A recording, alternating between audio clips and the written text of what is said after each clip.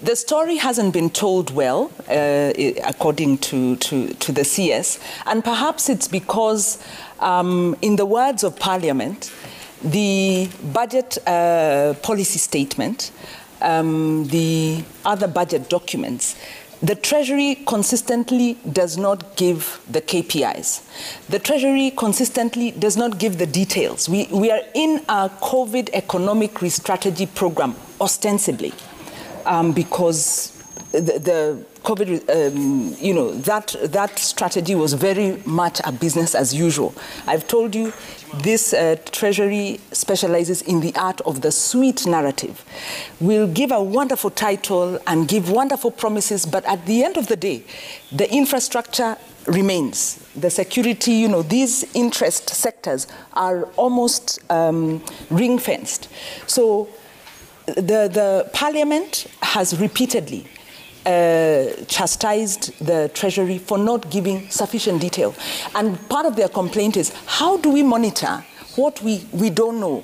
When the details in when the budget policy statement lacks the requisite detail, so that broad sounding statements are made about what the government intends to do without the details. So perhaps the reason the story can't be told is because they don't give the information.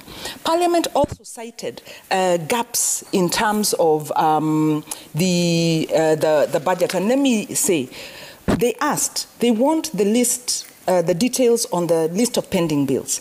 They want details about the debts of the state-owned enterprises. They want the details. They want the evaluation of the cash transfer program. They want the details about the credit guarantee scheme and what went wrong with it. They want the details of the projects that have been financed through debt. They want the details in the debt register. So how can you tell a story when the information is not being given? So yes, I agree. The story probably has not been told. The only way we can draw conclusions from the story is the impacts on Kenyans. And those impacts are evident. High cost of living, and I think John really brought it out well. It's the high cost of living, it's the closing businesses, it's the food insecurity. That is the story that we see. So with opacity comes of course, behind the opacity is, likely to be a lot of interests. But with opacity also comes the inability to assist a government to tell its own story. So the CS has shot himself in the foot, and his sweet narratives will not sell it this time. But he may give, I think this budget may give us a lot of promises. And why? Because the problems we are facing are right now. This budget is forward-looking. It doesn't hurt the administration to give quite a lot away. It doesn't hurt them. So we may see some good promises. Possibly what we should have been looking at is a supplementary budget, because the supplementary budget is the one that's dealing with our pain today.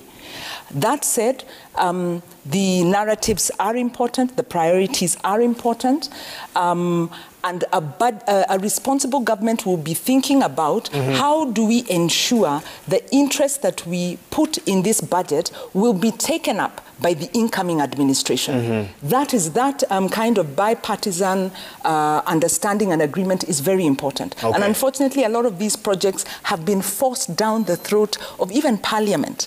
And so the common ownership of these initiatives is not there. Okay. And that is a concern for Kenyans, because we are still bound by the debts that have been procured for those projects.